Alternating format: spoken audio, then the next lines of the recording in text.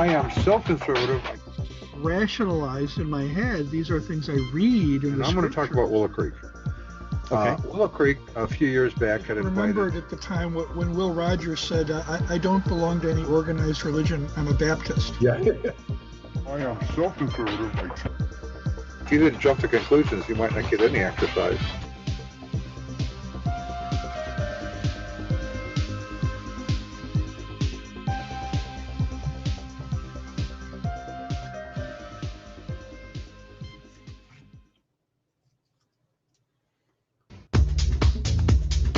I am so conservative.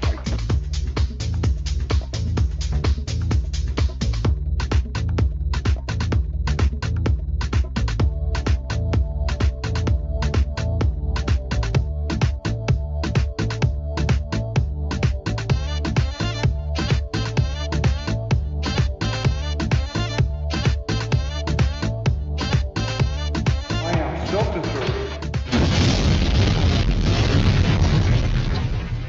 And welcome to the Unknown Webcast. Today is January 18, 2022, and this is broadcast number 274.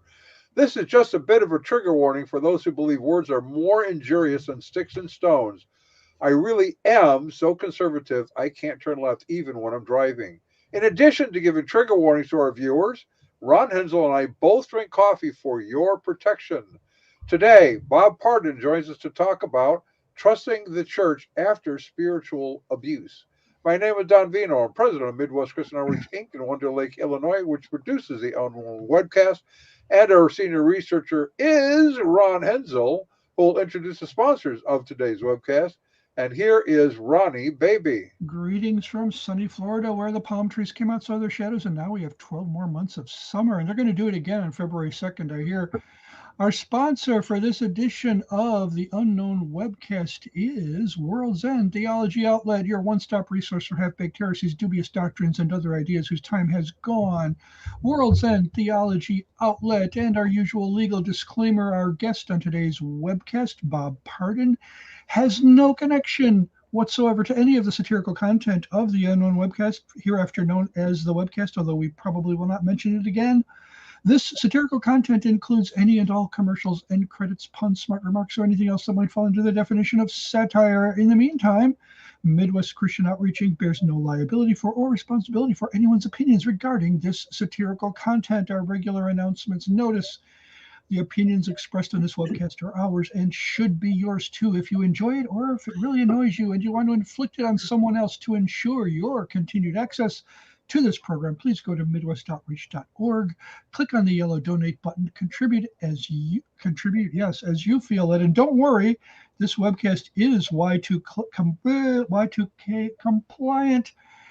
And don't forget to subscribe to us on your favorite video channel. Welcome, Bob Pardon. I know that you are a very high risk individual. You do not worry about taking risks, otherwise you would not be seen with us That is That's true. true. on That's this true. webcast. And we created that disclaimer because our good friend Marcia Montenegro, every time we would have her on, she would start off with, "I take no responsibility for any satire." Or, yeah. So we just So decided to, in case anybody else, yeah, needs we'll that. just give it to everybody, and we don't even know like if some of them have a sense of humor anyway. So that kind of works. Some people had them surgically removed. Other people were born without them. Exactly. So we're Surgical move. Uh, we just had Dr. Doug Grothice on, and I love Doug. I've known him a really long time, but it occurred to me that he sort of was hesitant to ever be on our webcast because of satire. He joined us and he thoroughly enjoyed himself, which was kind of fun. So, how did he? What kind of reputation did we have with him? How did we get that? I don't know. Anyways, so we're talking about spiritual abuse, something I've heard of. yeah. And suffered with, actually. Well, I'm still, yeah. So, Yeah, Bob. Bob Hart and I met through Evangelical Ministries to New Religions. He is a member. He and his wife Judy, and I was a member, and now I'm the current president. But they did that, I think really because I'm a nag by nature, and so they decided they just wanted me to nag myself. So Uh, so that made me the president. But you have operated. I don't know if it's still going on or if it's slowing down or if Meadow Haven, which is or was at least a place for those who have been in spiritually abusive groups, cults that we would think of, groups within the church, and sometimes people don't think of them as cults per se, although they can be just as destructive, even if they're theologically right on the essential doctrines of the faith. So is Meadow Haven still operating? Well, the program is. We sold the Okay. facility. It just was too much to try and maintain. We had to raise a horrific amount of money to keep it going. So, plus Judy and I, the older we got, after a while, Don, it's like you hear so many horror stories. Right. It was like breathing in secondhand smoke, and it begins to impact you. So, we decided that we were going to continue the program, but not be actually on site all the time. Uh, that's very smart. Uh, yeah, I think it's for that kind of thing. It's probably was just easier for me because I never had a residential program. I help those who have come out of groups as I have opportunity, unless I can refer them to somebody else. And I'm engaged in doing so many other things that it doesn't bog me down quite as much. Joy has a little more difficulty with it. I think for the same reason. Yeah. You just can go. I can't even hear this anymore. Uh, Yeah. and Ron Hensel, we were mentioning. I think I don't know if it was before we came on or just after we started. He not only understands spiritual abuse, he suffered it himself. Yeah. So, yeah, I mean, we talked before. You were on the program before, and I think, Yeah, and I remember at a conference, Ron, you explained your situation. You talked a lot about it. yeah. So it is something that I don't know. I mean, if you ever really get past it, completely. Yeah, no, I don't. I mean, it gets better as time goes on, but I would contend that you know you, you're always integrating what you went through into your life in a way that works for you. Yeah. And it's a journey. It's a journey, and it's not a bad one necessarily, because you learn a lot through it. Um, but it can be tough at times. Hmm. Yeah, right. And there's probably two aspects that we could look at. One is what the individual is going through and how do we help them, and is there anything that happened to them in the group that actually can be beneficial that they can draw on. For example, when I talk with former Jehovah's Witnesses who think that they just wasted their life, I can point out, well, wait a minute, Yeah, you no, learn how to do public speaking. You learn how to talk to somebody sort of spur of the moment in social settings where you may not have done that before.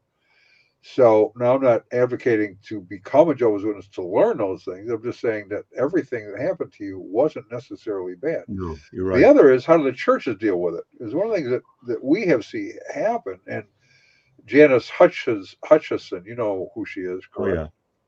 yeah, She did a great little book. I don't know if it's in print anymore or not, but Out of the Cults and Into the Church, right. Yeah, because pastors don't really realize how to help those who've been in these groups. And sometimes people in a church can be unwittingly mean.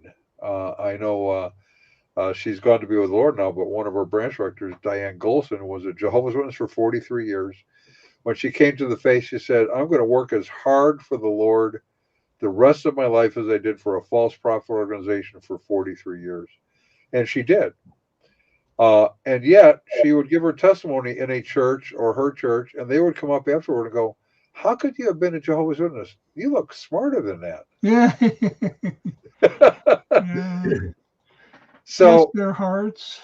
so with that kind of as a setup, the stage is yours. Where do you want to go with this? How can we help individuals and how can we help churches?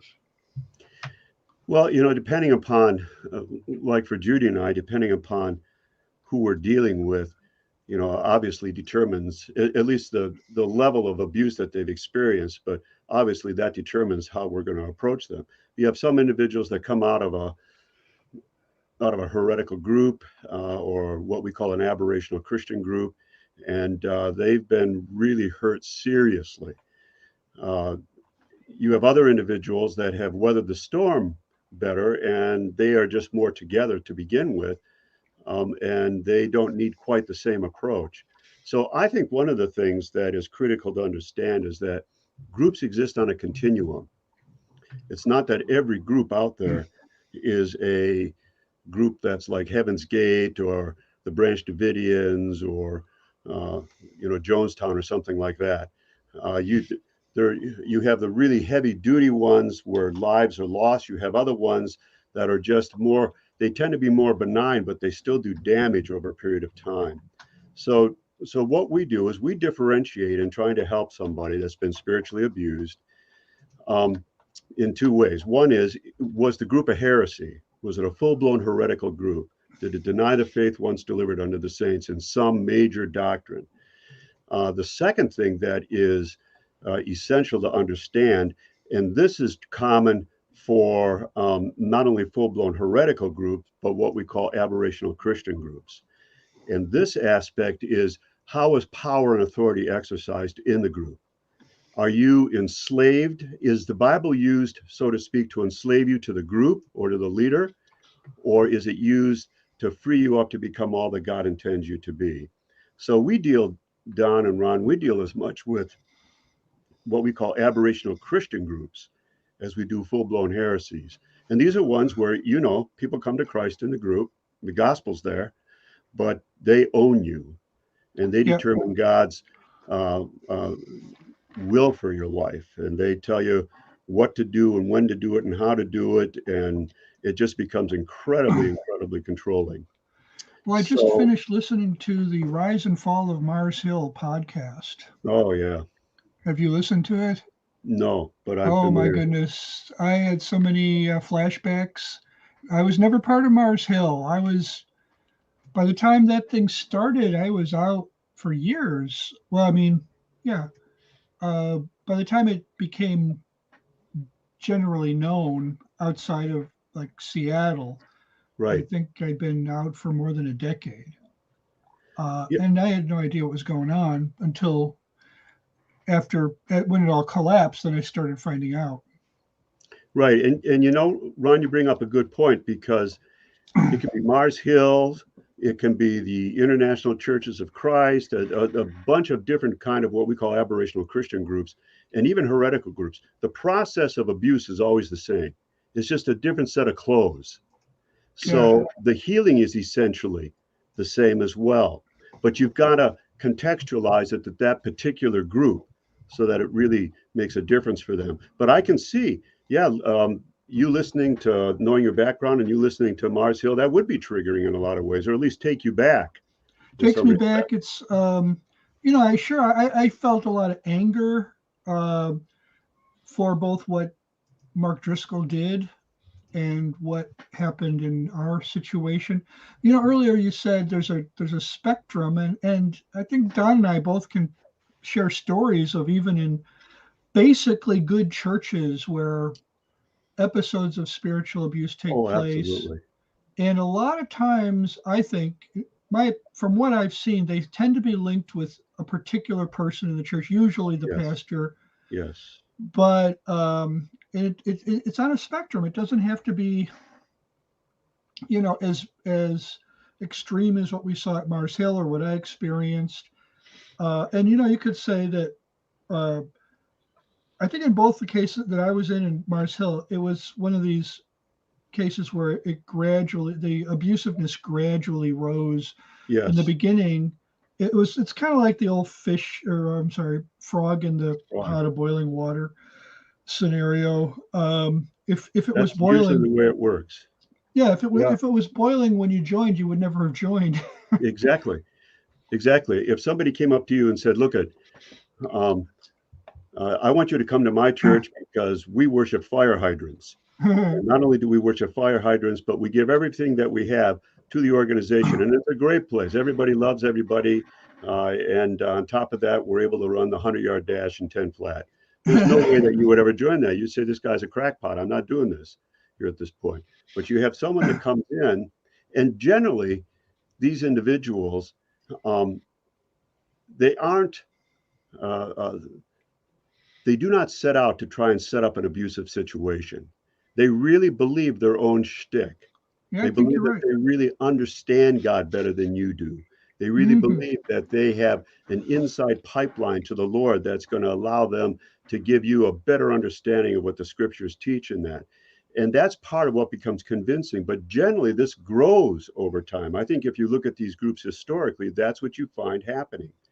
There's I would contend there's only a few groups that I've ever run into that were started out as a con, where they were trying to fraudulently con you. Yeah.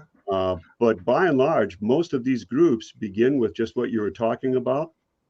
Some guy who already is damaged in some way decides that he's going to follow the Lord, and he starts having a following around him, and it just escalates and it feeds into all of his own sinful desires and wants and needs, and you're off to the races. Yeah. Yeah. So, for those who came into these kinds of groups within the church, now I'll extend a little bit to sort of Bible based cults, because it still comes back to the Right, same problem. If right, you believe the Bible is your final authority, and the group you're in uses the Bible extensively or misuses the Bible extensively, is perhaps a better way to frame it. Once you leave that group, how do you even start trusting a religious organization like that? Again, I'll give an example. We did a book on Bill Gothard, which you've used from time right. to time. And almost right after it came out, a judge, I won't say what state, but a judge told a friend of his about it. And both of them were very involved in Gothard's ministry. And the individual was a politician that he told him to. And almost all of his staff that helped him with the elections uh, process were raised in Gothardism, and to a person, they were now agnostic or atheist. Yes. And so he got a hold of the book. He had been in a Gothard church for 20 years, and he read the book. And after he finished it, he called me and told me two things. He says, first, you need to know, my wife and I had pork for the first time in 20 years because Gothard forbids eating pork. Secondly, I need two cases of these books because I have to help these kids who've been raised in this stuff that are now agnostic. I said, okay, when you give them the book, let them know just because God and Gothard begin with G-O and end in D, they're not the same, Right. right? So where do we start with someone who's been in a group like that to help them realize they're not the same? Uh, do they have to start reading scripture right away, or is it wise in some cases to say, take some time and just heal? Yeah, yeah, that's an excellent question because I think what ends up happening, at least from our experience, we would have individuals come to Meadow Haven who would come out of a Bible-based group, and they became Christians in the group, but the group owned them. And in coming out, they threw off their faith as well. They wanted to have nothing to do with God. If this is what it means to trust God, I want nothing to do with it. And so, what we would do, and I think this is something that the church needs to do, we would we would not press. This isn't a matter of just getting your theology straightened around and pray a little bit more and you'll be fine. It doesn't work like that at all. If you've been injured internally, that has to be dealt with. And it has to begin at the area where the greatest hurt was, which is your own sense of your person, as well as your ability to be able to trust. Is just critical. So, what we would do if they came to Meadow Haven is we had two sets of materials. We would use one set that was biblically oriented, that some people wanted. They didn't want anything that was more psychological, but we also used some psychological material for individuals that didn't want to have anything to deal with the scriptures. So, but eventually, what would happen, Don, is we would have individuals that say to us, we've never met Christians like you before. We never knew that it could be like this at all. And so, kind of seeing grace demonstrated without really pressing. And then they would begin to ask questions. Well, tell me about this. How can you help me in this arena? Now, we were always open ended and said who we were and where we were coming from. We never tried to hide that at all. But at the Right. same time, we would help the individual understand the process that enslaved them. As I said earlier, the process is always the same across groups. It does not matter. And so in understanding the process, what we're doing is we're giving them a framework that can make sense out of what they experienced, as well as a vocabulary, because human beings think in words. Once you acquire language, you think in words, and words carry meaning. And so we would give them a vocabulary that they could then identify certain things that were going on in their life and where it was coming from.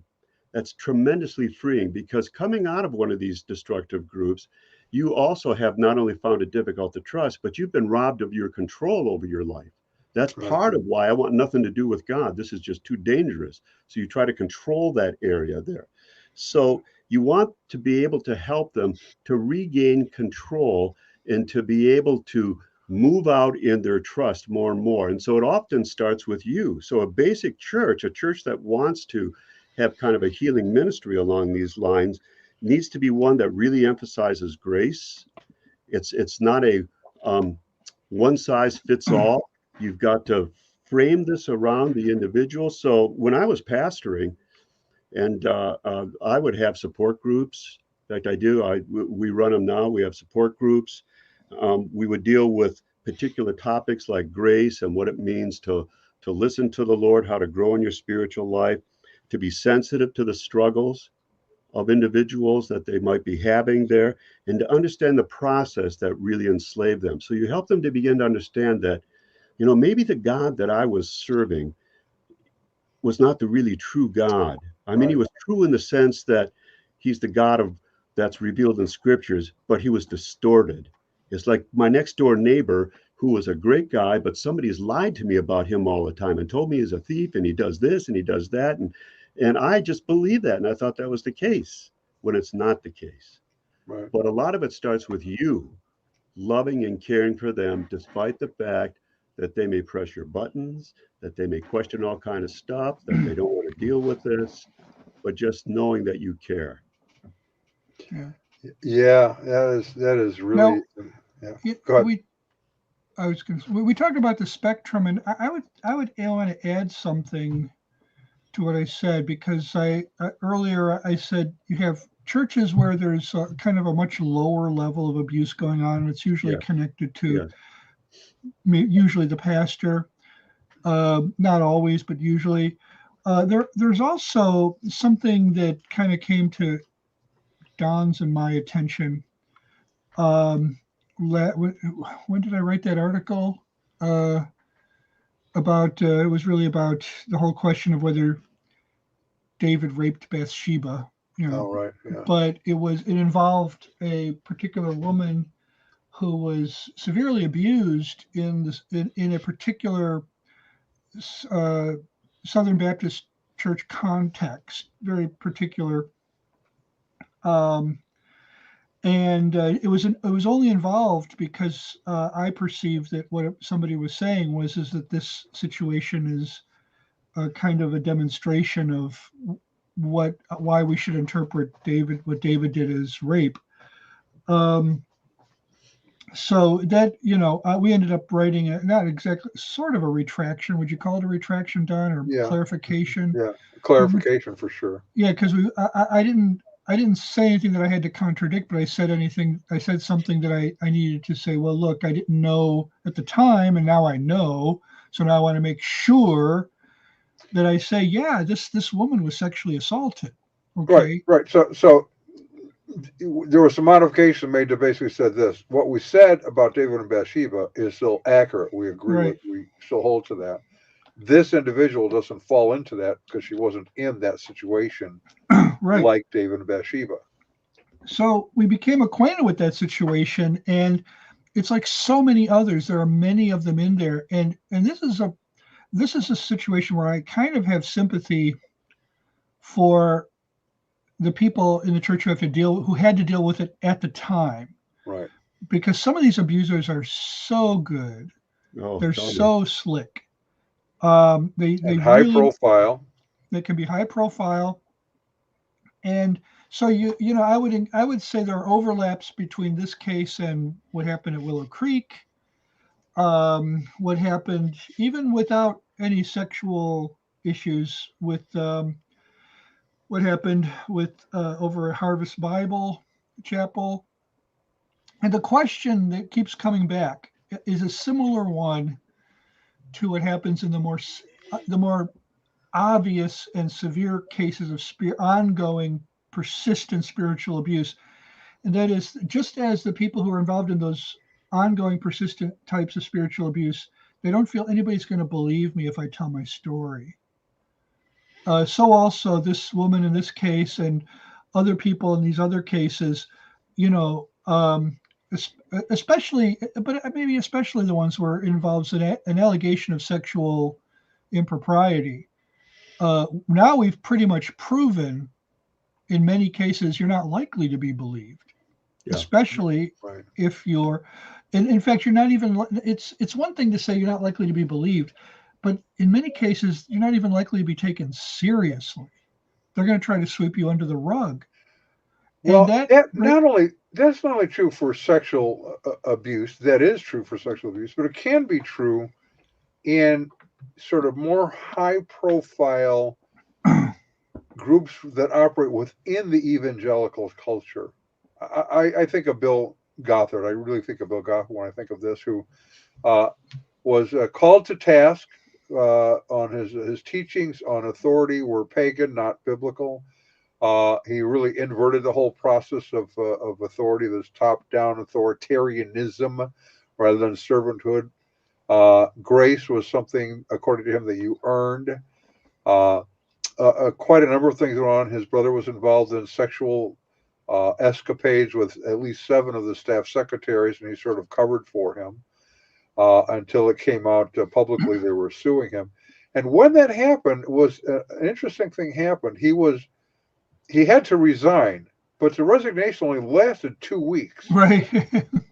And then he waltzed back in, and they had what they call Bloody Tuesday, and he got away with it because, and I won't name them at this point, but renowned, well-known evangelical leaders flew into Oak Brook, Illinois, to defend Bill and called them to task for rebelling against his authority.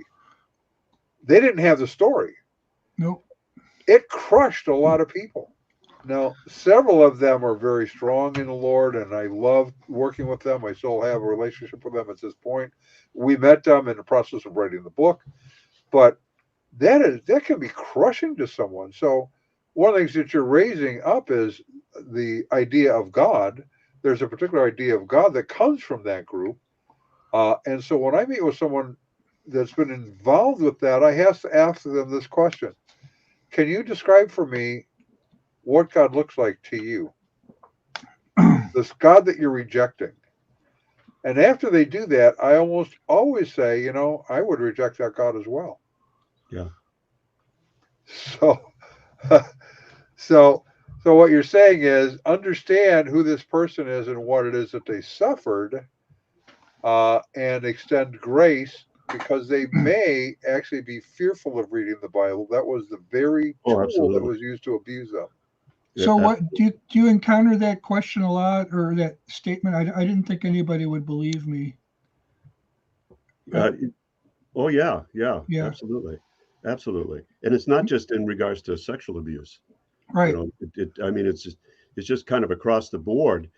Other individuals, either they look at you go into a church, they look at you like you've got 2 heads, because obviously they would never have gotten involved in such a group, and there must be something deficient about you, or they are, this can't have been true, particularly if they know that if this church or this organization that you've come out of, if the individual is well known, that gives a certain level of protection over a period of, at least for a period of time, unless they're really exposed to, so-and-so would never have done that. I can't believe that. It's kind of the Ravi Zacharias thing. I mean, I was incredibly shocked when I first heard that there, and saddened deeply by it. Right. But it happens.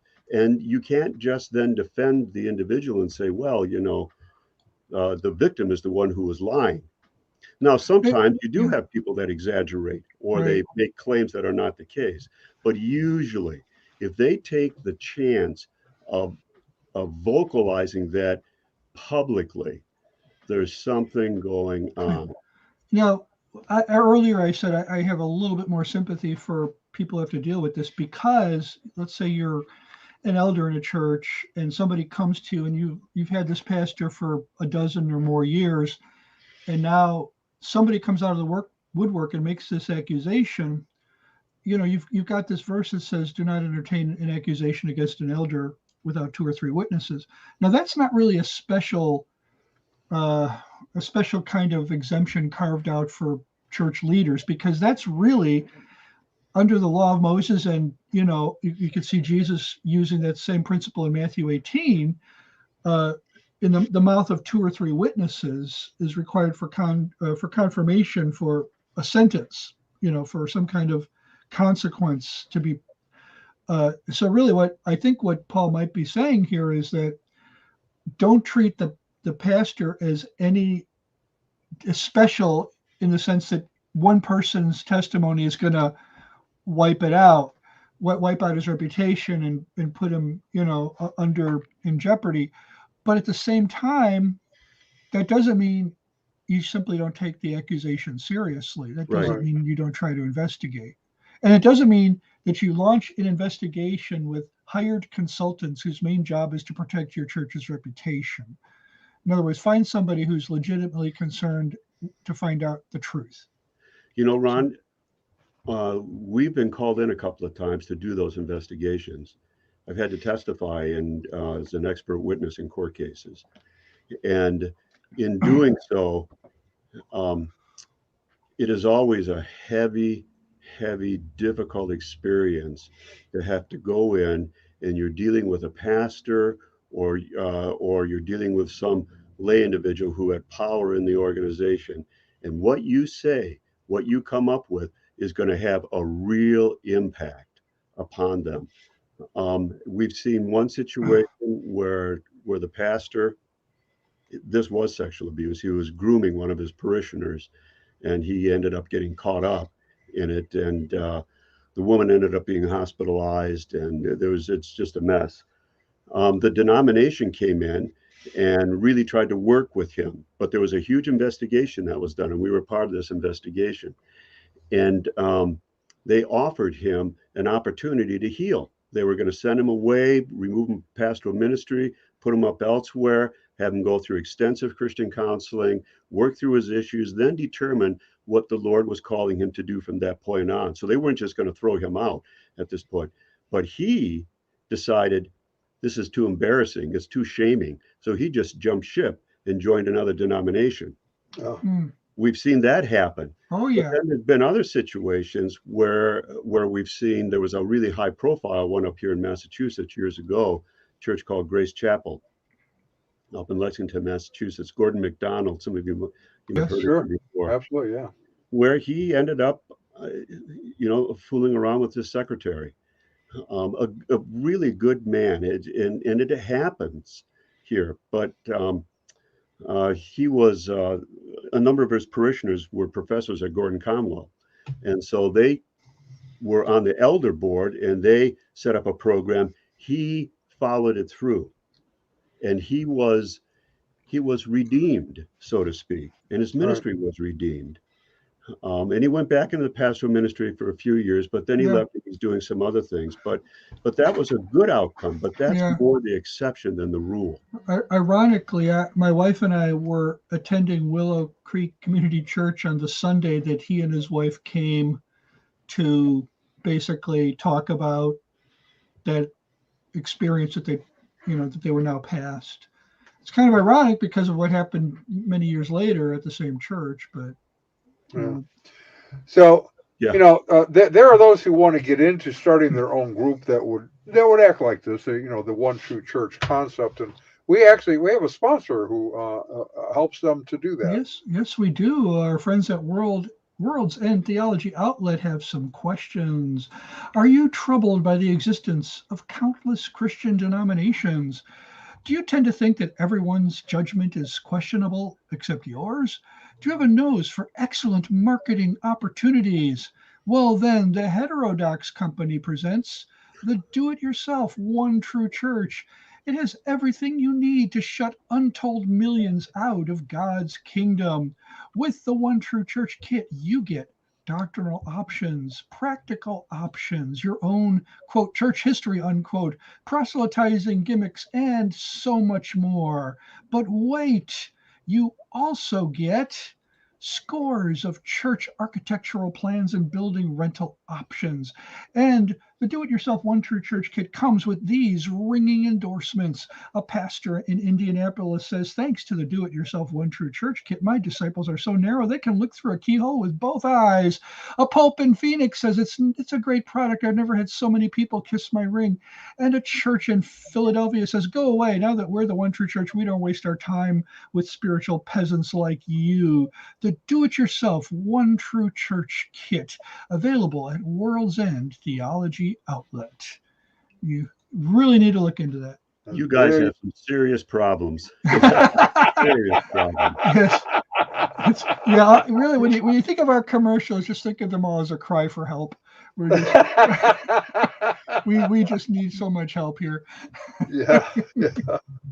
Well, we some things just have to be made fun of, and this is one of them. Yeah, people are struggling, but the reason they're struggling, in my opinion, is too many churches are not doing a careful enough job with training, educating, and discipling their people.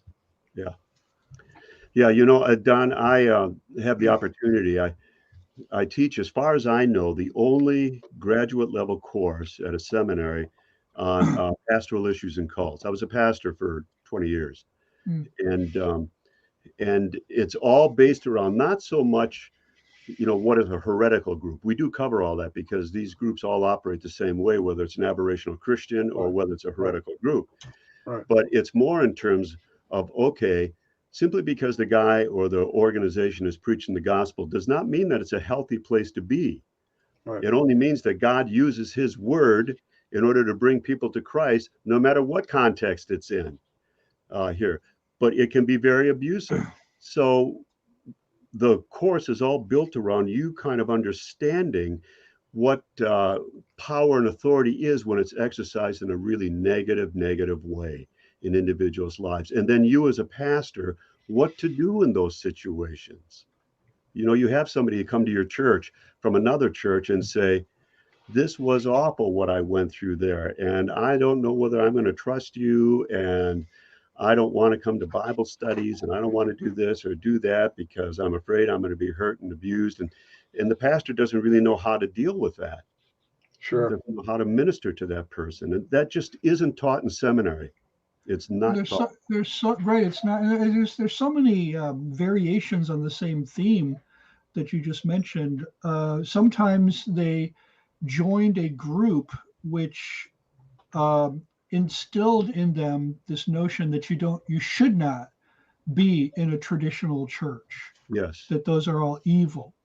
And so they were in this group for a while, and then even that group let them down, right? But what it did along the way was further indoctrinate them in something that they were already kind of predisposed to believing. Exactly. So now they've got all these arguments why they should not come to a good Bible-believing church. And I can't go back to where I left because I know they're wrong, but I've been inoculated against what's reality.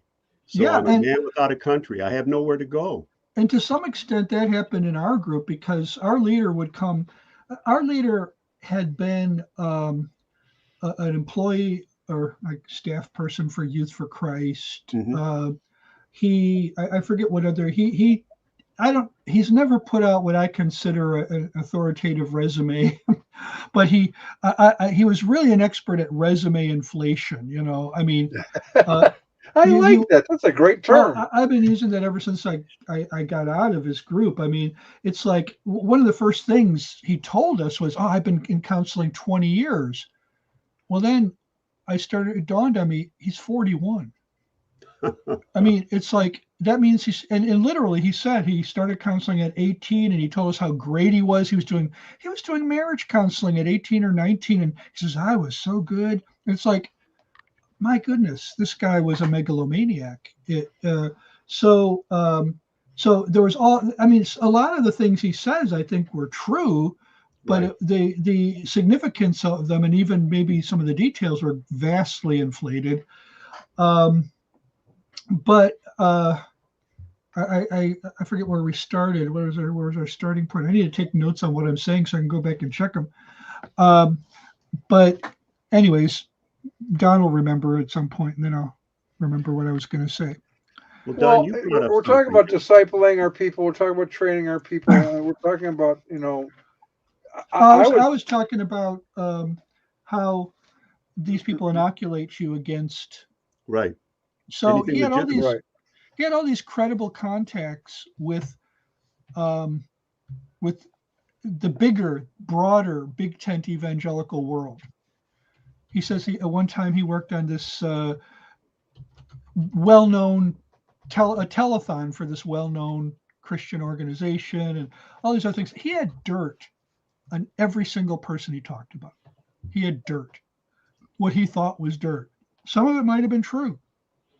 So, by the time I got out and my wife got out, I couldn't think of anybody who he'd mentioned that. Where do I go? Yeah. Where do you go? Where do I go? And the one place we did end up going to was, by God's grace, a fantastic place.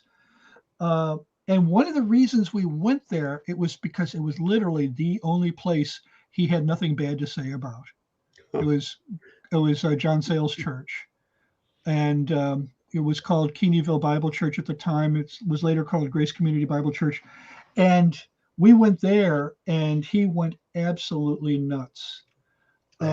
He started sending letters to the pastor, and this brings out another aspect which I don't remember if we talked about it last time, but it was one of the things that gave me kind of a little, PTSD, I guess you could say, when I was listening to the Rise and Fall of Mars Hill. Is I didn't realize to what extent Mars Hill was actually a cult of confession, where they would pry, it was, ongoing, regular, required confession of personal sins that would later be used against you in some way, manner, or form. Not necessarily, when I went to this other church, what the leader did was he jotted down his own very distorted memories of what I confessed. He listened to so many confessions from so many people, he couldn't keep them all straight. And so he mangled mine pretty badly. But he put it in a letter to my new pastor. After telling us over and over, what's said in this room stays in this room. By then, I already kind of knew what he was capable of in terms of going back on that promise. I'd seen what he did with other people. But this also, something very similar happened at Mars Hill. How many times have you seen the cult of confession dimension come out in various groups? It's almost always. It's in there in some form or another. Not always to the extent that notes are taken and then these are used against you later on, but you are always running at a deficit with as far as the leadership is concerned and as far as God is concerned. I like that. I like that way of putting it. So you have to be consciously on your guard and try harder. Most of these groups are like Hertz and Avis.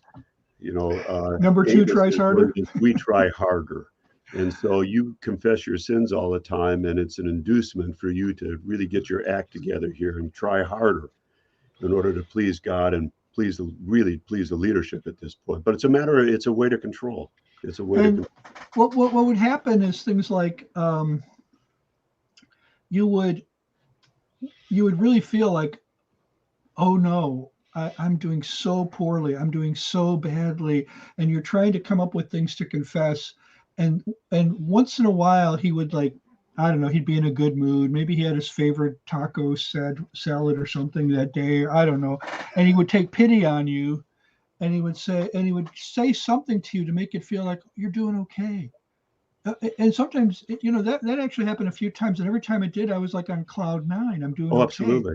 And then, totally out of the blue, we'd have, I would be caught, so to speak. I didn't have any clue this was coming.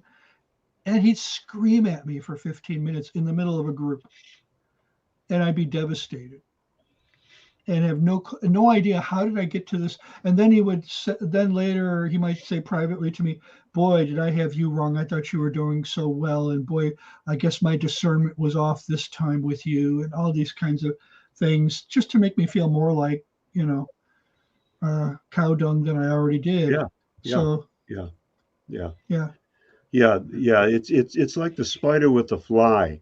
Only here, the spider doesn't drain the fly of all of their life force. Just takes Right. enough Right. to keep you kind of very compliant and obedient, and but keeps feeding on you as time goes on. So you never really grow.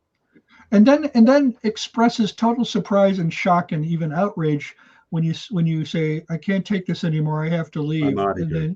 And then you become public enemy number one. Yep.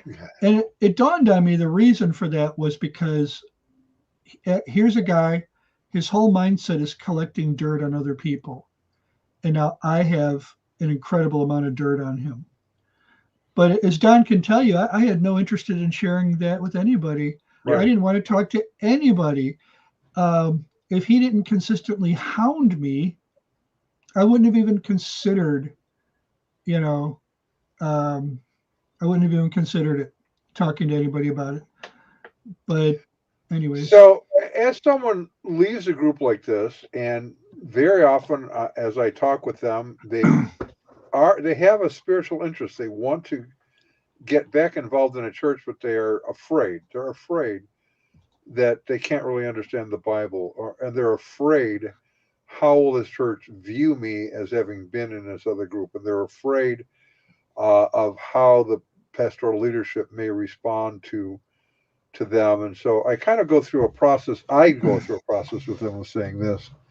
First of all, you give me a list of churches in your area, and I will call and talk with the pastor. And they said, would you really do that? I go, absolutely.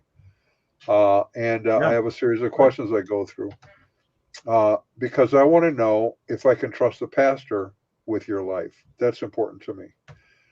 The second thing I try to help them understand is leadership in a church is not supposed to be like leadership in, say, the army or in politics. It is not top-down authoritarianism. The higher, in fact, I tell pastors this. I say, you're in a particular position. I am as well. The higher you move into a leadership position, the more accountable you become to a larger number of people, not the other way around. Yeah. You live in a glass house, and everyone around you has Windex. So you have to walk circumspectly. You're dealing with people's lives at a high level. Exactly. And I think I'm going to be careful because I think a lot of pastors don't really understand the gravity of this. Yes, I would agree, Don. Individuals. It's interesting that some of the greatest denunciations in the scriptures that you can find, cursing and that, is against false shepherds. It goes after them, the individuals who take advantage of God's people, the flock, or just ordinary human beings. It's just it is as it says in Hebrews, it is a fearful thing to fall into the hands of an angry God. If you are going to mess with that, then you are going to pay greatly. We see so many bodies floating down the river figuratively because of bad leadership, bad pastors, and individuals that just don't want to try and change their behavior at all. They're not interested. They know, and it's just far too shaming for them to have to admit that they've made a mistake. Power really is it is something that most individuals don't realize when they're in the pastoral ministry, how devastating that can be. A small word here, something that's done there, that has an impact upon individuals. I'm sure you gentlemen have had the experience where somebody says, do you remember when you said such and such 3 years ago? That really helped me a lot. And you think, for one, I don't even remember that. And two, I'm grateful that it helped you and didn't hurt you. But you can bet dollars to donuts. I've had some people say to me, do you remember when you said such and such? And I'm thinking, and it's something very negative. And I'm thinking, what? I never said that. But that's what they heard. here. So being careful about what you say and how you say it is a very important attribute to have as a pastor. Yeah, it's difficult. Yeah. It is. It is. It is. It is. So the Word of God is not something to be afraid of, but because it is a book that we receive through the guidance of the Holy Spirit who inspired the authors, there's this feeling somehow that I can't understand it reading it by normal means, like I would read the newspaper, for example. So, would you say one of the things for those who are kind of entertaining, okay, I'm going to dip my toes in, to first start with a book like unrelated to the Bible, Jeff von Vonderen, what is it? The Subtle Power of Spiritual Abuse. Spiritual abuse. Just so they understand what happened. Right. Right. Right. Secondly, then is there material you might suggest that they could read about reading the Bible, so that they can understand. We read it in its historical grammatical context. I can understand. I may not like. It's like Mark Twain often said, "It's not the parts of the Bible I don't understand that bother me. It's the parts I do understand." So most of it is understandable, but you just have to read it in its historical grammatical context. How do you approach that with people that love these groups? Okay. All right. Yeah. So in terms of like reading the Bible, I sometimes will say, well, look at what I would encourage you to do would get a different version than what you were reading in the group, because you get triggered too much you come across verses that were used against you and you get triggered in that way. So read a version that you're not normally using here. Start with that. In terms of like dealing with spiritual abuse, I use, I'll use Steve Hassan's Combating Cult Mind Control. I get a lot of comments from individuals. It's an old book, but it really delineates clearly what spiritual abuse is. It's secular, so it's not Christian. Subtle power. And I'm glad you said that, because you wouldn't recommend all of his material for that reason. No, and it depends upon who it is. Some individuals, you assess this individual really wants to look at this biblically or from a biblical worldview. Well, then you utilize that. But again, since all these groups operate the same way, it's the same process. And the spiritual abuse that goes on is just translated into psychological terms. So it's not like you're speaking two different languages. You're just using a different set of words that describe the same process that goes on. But if the individual is too triggered by looking at something from a biblical point of view where they might be quoting chapter and verse, then I'll use Steve Hassan's Combating Cult Mind Control, because it gets a foot in the door. And a lot of people can, excuse me, a lot of people have enough residual discernment, if you want to call it that they can realize, okay, I'm reading something secular, so I'm not going to agree with everything in it, but he can still make good points. One of the things I did was actually call the authors of a couple of books on spiritual abuse while I was trying to recover. And one of them recommended the book of this one guy who was actually a liberal theologian, because I'd asked him, what can I read? I've read your book and I've read this other book, do you have any other suggestions? Because there were I knew where I could find a lot of books on cults, but this is the early 90s still, and there just weren't a lot of books yet. And he recommended this one theologian, his books on grace. He says, the guy's a liberal. I need to tell you that up front, but he's a home run hitter, which means just like most home run hitters, he strikes out a lot. But, he says, you've been to Bible college, and he says, I think you'll be able to see when he swings and misses, but when he hits it out of the park, it's gone, and he says, I think some of the points he makes in his books might help you. And good analogy. Yeah, he's pretty good. I mean, he was pretty accurate about on that score. So I would apply that to Hassan's book. He might strike out several times in some of the things he says, but he makes a lot of hits too. So Yeah. I had a young man that we worked with some years ago. Oh, this goes back quite a while. He had been in a Sabbatarian cult, and when he contacted me, he had already spent, I don't know, $50,000 in counseling trying to get Oh, unstuck. wow. Right? He he was terrified of driving. He gave up his license. He was afraid of when he would get out of the car, he would run into the house, and he would call me and say, I like lifting weights, but the mats I have are different colors, and one of them is blue. Can I stand on blue? Because that's like God's color. That's royalty, and all of this stuff, and a lot of it was unusual to me. I couldn't quite figure it out, and he was afraid of reading the Bible, and so one day as we were going through this probably went on 2.5 or 3 weeks, and then it suddenly hit me. I would say, why are you afraid to drive? He said, because I think God is trying to kill me. Okay.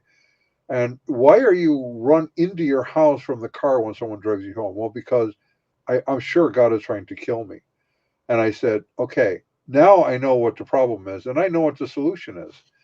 Do you really think you can run fast enough from the car to your house that God couldn't kill you if that's what he wanted to do? Do you think he's that inept? And do you really think you are safe in your house if God is trying to kill you? And he sat there and then he started laughing. He said, I never even thought of that.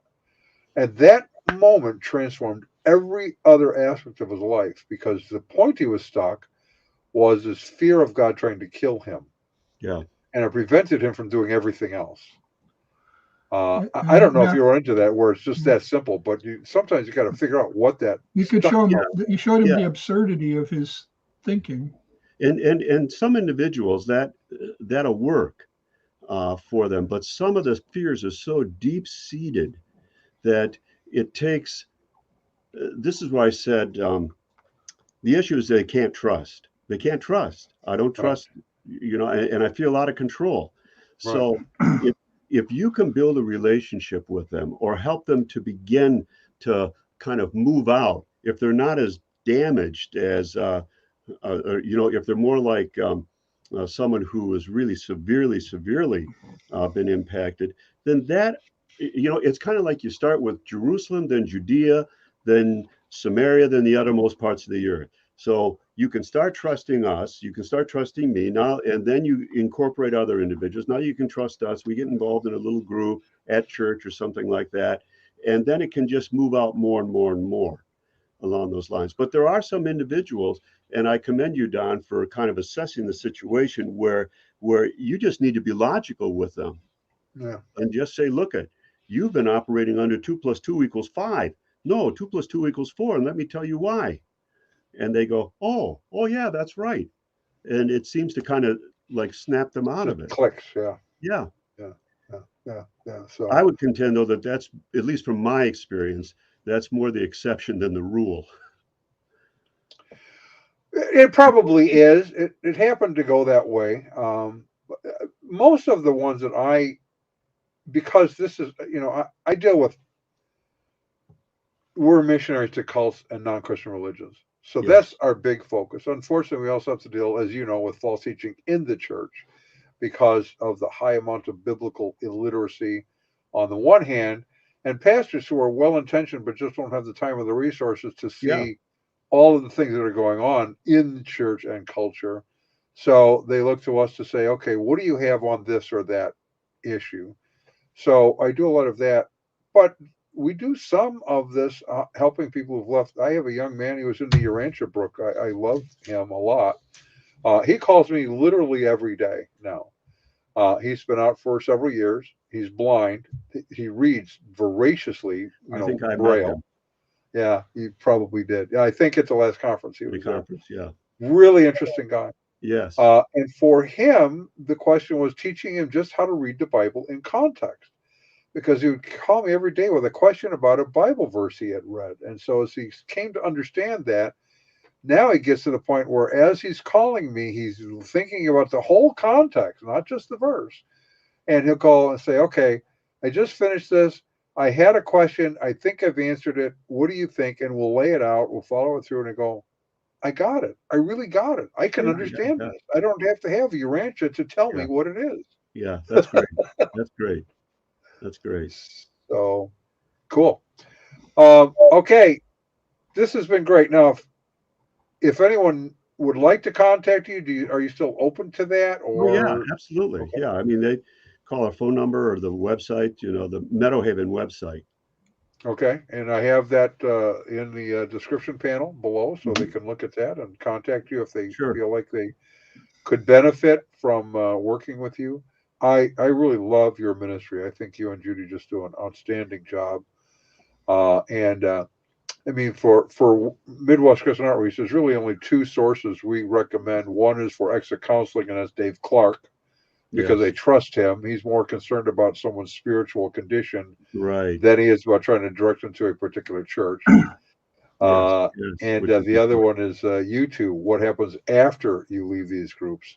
And you just do a great job on that. So thank you Well, for thank joining us and putting up with our Us, satirical just us in attitude. general. you Yeah. guys will be in my prayers from now on. I can tell you. That's why we brought you on, so you'd know, so you'd be able to pray intelligently. You could be pray For- intelligently, yeah, you said exactly. you know Because what you're I praying can't for. pray intelligently. But Yeah, Ron, you want to walk us out of here? I sure do. Let's give credit to whom credit is due. Our resident cult leader profiler is Neil before me. Our wardrobe manager is See How It Fits You. Culinary services are provided by Chef Ham and Cheese. Our tinfoil hypervisioner is Just In Case. Jehovah's Witnesses coverage comes from Armageddon and The Opposer. Our Mormon Archives manager is Polly Gummas. Our Liberal Denominations Bureau Chief is Lucy Goosey. Transgender issues coverage is provided by Ben Hur, our special correspondent for cults based on the Hindenburg disaster and flying turkeys. Oh, to humanity. Our fact-checking supervisor is Yolai Pullen. Technical assistance comes through Murky Research. Our legal advisors are at the law firm of Dewey, Cheatham & Howe. Our grievance resolutions director is Giovanna Pisami. Director of Privacy Assurance is Wiretapping. And original idea sourcing comes from Drew A. Blank. The Unknown Webcast is a production of Midwest Christian Outreach, Inc. in cooperation with Emergency Manicure Productions, both of whom are totally and solely responsible for this content, although you will never be able to prove that in a court of law. Never, never, never. At least it hasn't happened yet. You guys should do stand-up comedy. Well, we decided to start with sit down first, you know. Exactly. So now we can all do our royal wave and tell Yes. everyone else we will see you next week. Hasta la vista. Take